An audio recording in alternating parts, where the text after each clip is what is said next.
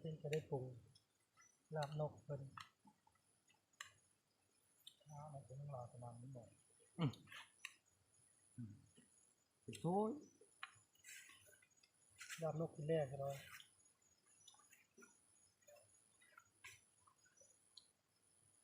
ด่ะเจ้านำมาโลดน้ำต้มเลยนี่นะน้ำต้ม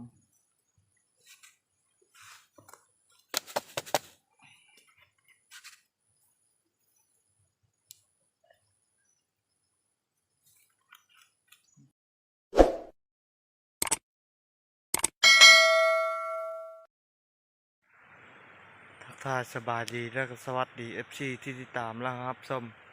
วันนี้กายามแรงๆเฮากะที่ได้ไปหาลัดแรงอีกทุกคนเลยที่ได้ไปหายิงนกยิงเหาะอีกติดตามไปว่ากันเดนเลยว่าสิมานี่บ่ตอนแรกอะตอนนี้เฮาที่ได้ไปหาลัดแรงนะพวกไม้ง่ายเลยทุกคนเลยไม้ก็มีแต่ลำไม่ง่ายตอนนี้เขาก็ได้เข้าป่าละเข้าป่าไปหาลัดแรงนะทุกคนเลยตอนนี้ก็คือว่าชิคึมคือฝนจะตกนะ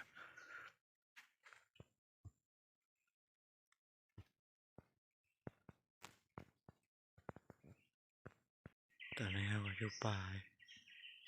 เสียงนกฮ้องตัวเลย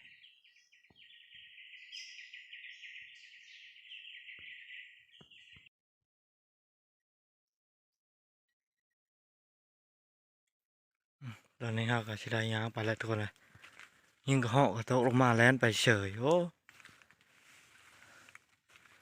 เราก็ชิได้ไปหายิงต่ออีก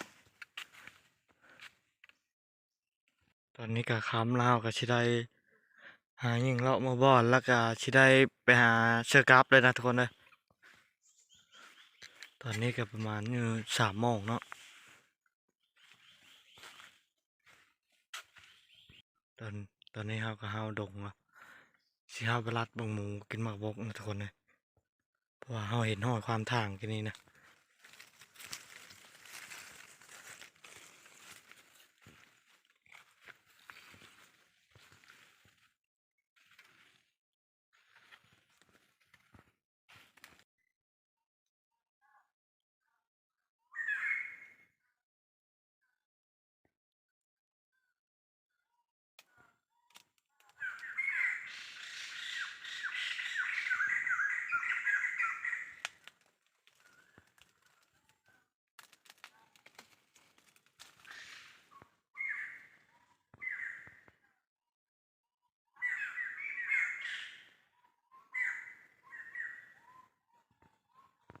ตอนนี้ก็ยามแรงๆเราก็ห้าวมาหายิงที่ดงนี่พอไก่ตัวนึงแต่บ่ได้ยิงนะทุกคนเลยเพอมันรักตอนนี้เราก็จะได้หายิงต่อไปยังไม่ได้เผื่อจะโตนะเพราะว่ายิงก็เหาะก็ตกลงมาแล่นไปเฉยๆเนาะถือว่าไม่ได้นะทุกคนเลยตอนนี้เราก็จะได้ยางมาบ่อนนะเพราะว่าไม่ได้เผื่อจะโตแล้วทุกคนเลยเป็นรัดแรงนะเราหาชีไปถามเบิ่งทีมงานชีได้เพื่อนนะแรงมันนี่เพราะว่าถ้าไม่ได้เผื่อก็ห้าวก็ชีได้เมื่อเอาโคมแล้วก็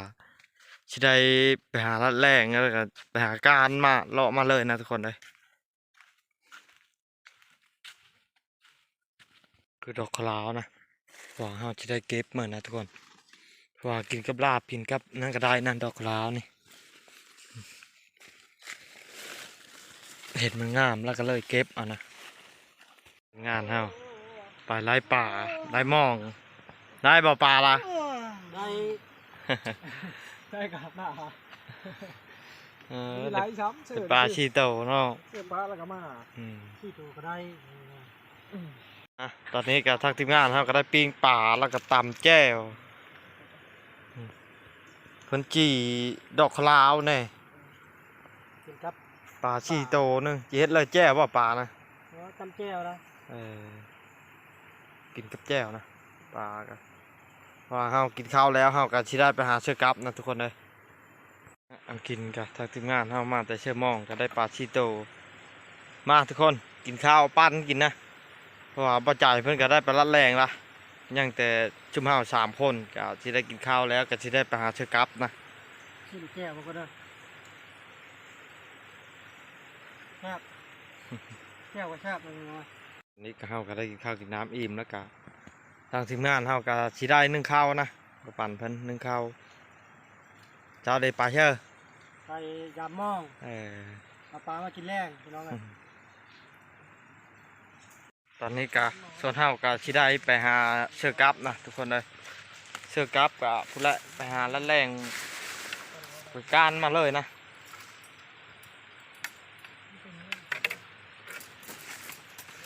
กลับเฮาก็บ่ได้หลายนะกลับ6 หลังนึงทุกคนเลยเฮาก็สิได้ไปเชื่อเลยนะมื้อนี้นี่ก็ค่อยก็สิได้ไปหาเชือกลับนะทุกคนเลยสิได้ไปหาเชือกลับก็เพราะว่ามันค้ำแล้วตอนนี้ก็สิได้เชื่อเลาะตามเข็มทางนี่นะก็เฮาก็ได้เชือกลับแล้วล่ะเฮาก็สิได้ไปหาเชือกหรือไม่อีกเสียงนกข้อฮ้องนะทุกคนอันนี้เฮาก็ได้เชือกแล้วกลับ นี่ก็เป็นดากที่2นะทุกคนเลยวันนี้เฮาก็สิได้ไปหาเชือกบนไม้กลับมาก็ยังเหลืออยู่4 หลางนะวันนี้ ตอนนี้เราก็ได้เชือกกลับแล้วนะยังชงด่างทุกคนเลยวันนี้กลับเราก็ที่ได้ไปหาเชือกบนไม้วันนี้ตอนนี้เกิดก้าชิคำแล้วตอนนี้เราก็ได้เชือกแล้วกลับเราก็ถือว่ายังด่างดีนะวันนี้เป็นด่างที่ท้ายเลยทุกคนเลยเราก็ที่ได้ไปหาเชือกบนไม้นะวันนี้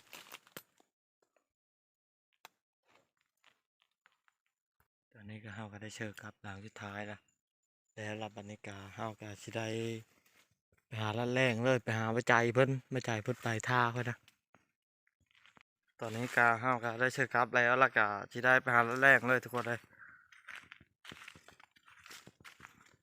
ติดตามไปเพิ่มเดแล้วเฮาสิได้เพิ่นนะเพราะว่าไปนี่ก็การมาเลยมืดไปแล้วยังมาทุกคนเลย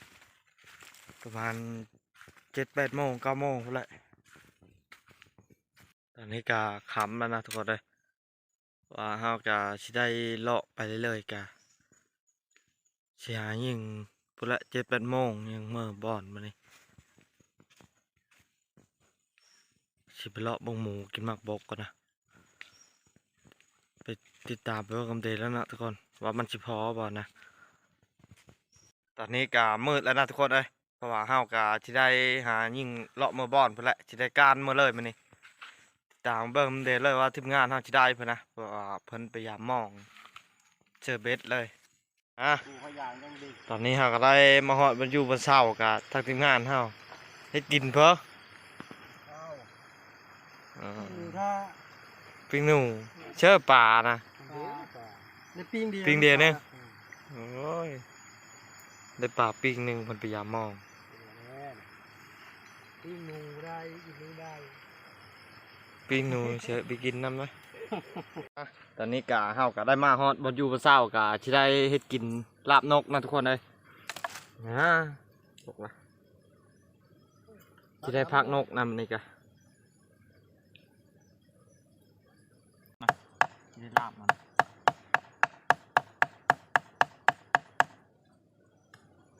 ไปทำลายได้เสร็จเนาะ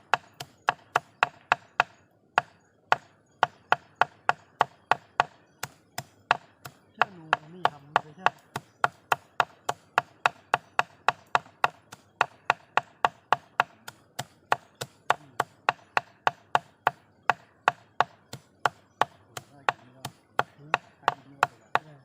ต้นเมาไว้กันนอนชักเลย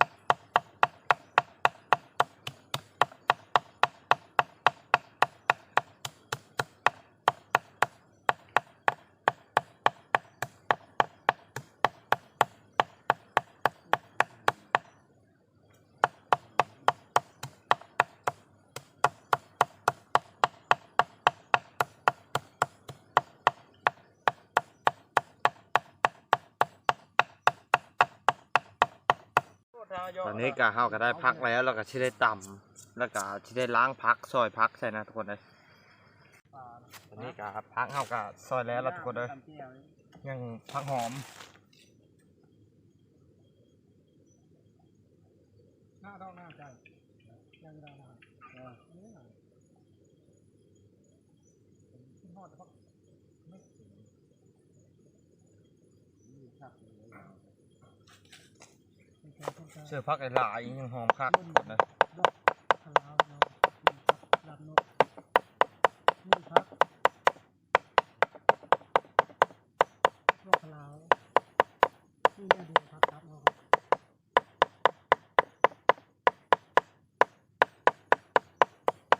เพียรโอ๊ตนั่นแน่ เสื้อโถยหอมมัดนี้บ่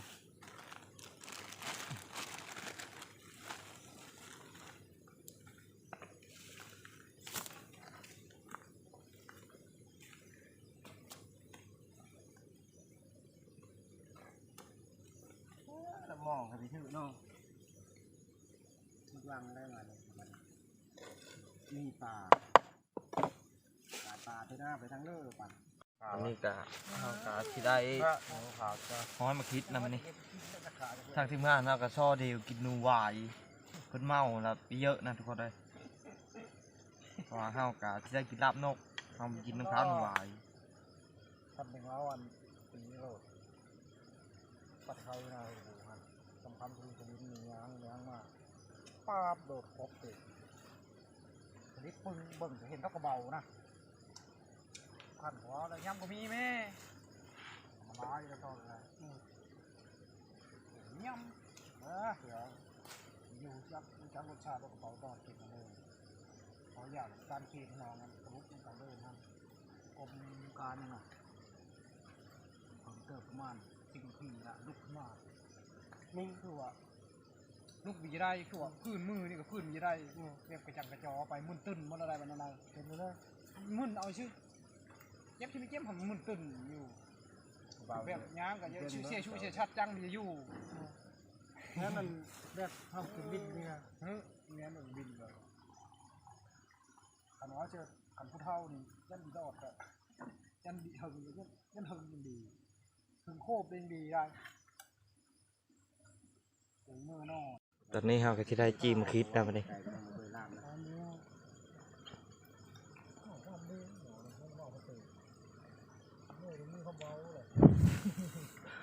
เราจะกินคาด้วยเขาจะกินคานึงเราดีแล้วก็กินอันนี้มันจะกินแซ่บนี่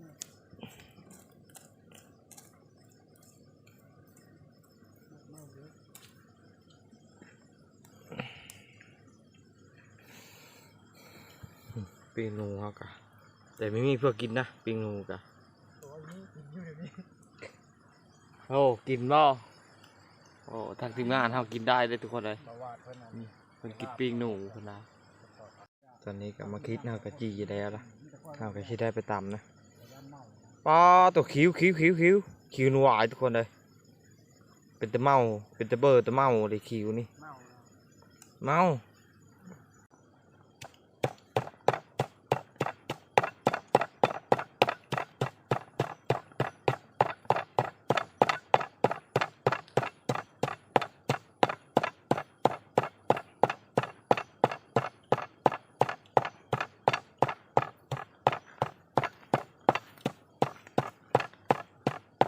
ดุเลยเมาอ่ะ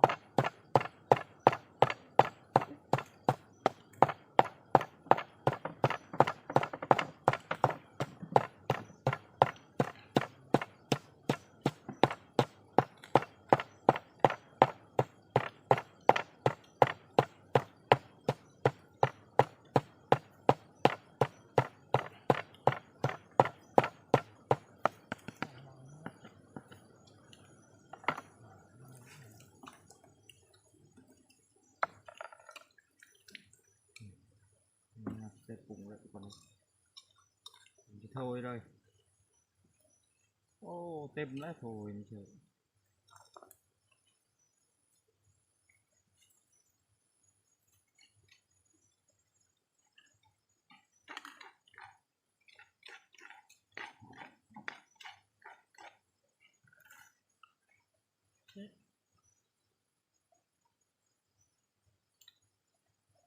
วันนี้เพิ่งจะได้ปรุงลาบนกเป็น ไหนเป็นลาประมาณนี้หมด โอ้ย ลาบนกกินแรกเลย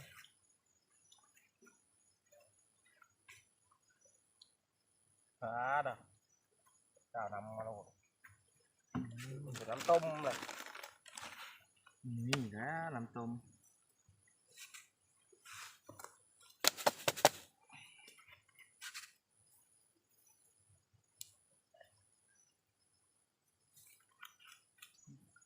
นี่เป็นน่อง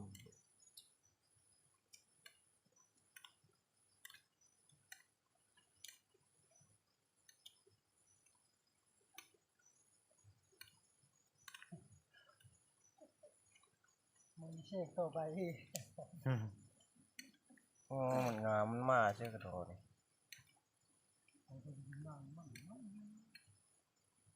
แห้งแซ่บคือว่านังมันเก่าหมดนั่นแหละนังตั้งเพื่อแล้วเจ้าฟาด เช็คตัวน้องกรอบน้ำมันกินได้ไหม แซ่บกันทุกคนนะลาบนกครับชิมดู โย่หัวแซ่บ ลาบนกเฮากันแล้วล่ะอันนี้กะเฮากะที่ได้พาไปกินข้าวนะทุกคนเลยมาทุกคนกินข้าวแรงได้มื้อนี้มีลาบนกแน่เฮากะถ้วยแจ่ว มาก็หมด ทางทีมงานเฮาเพิ่น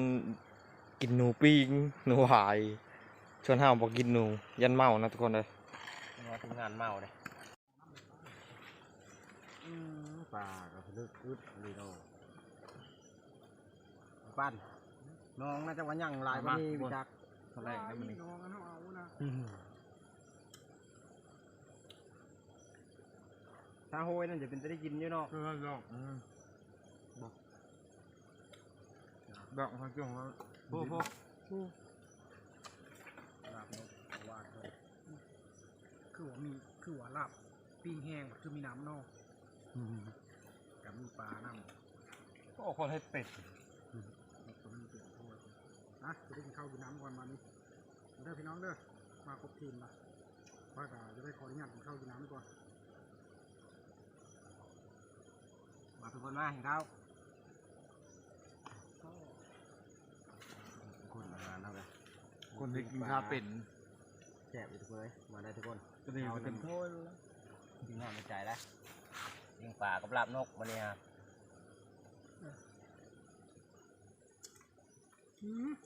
มัน นั่น แซ่บ แซ่บโอ้ยเยอะเข้าจากนี้ละ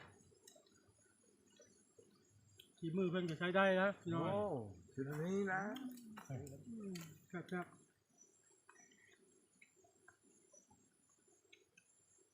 ผมนั่นผมเลิกใจยังเอาลิ้นยัง เอาจะมาผูก ได้ มาแล้วกันย่างมาน้อยเดียวนึงก็ มันทำขึ้นพี่น้อง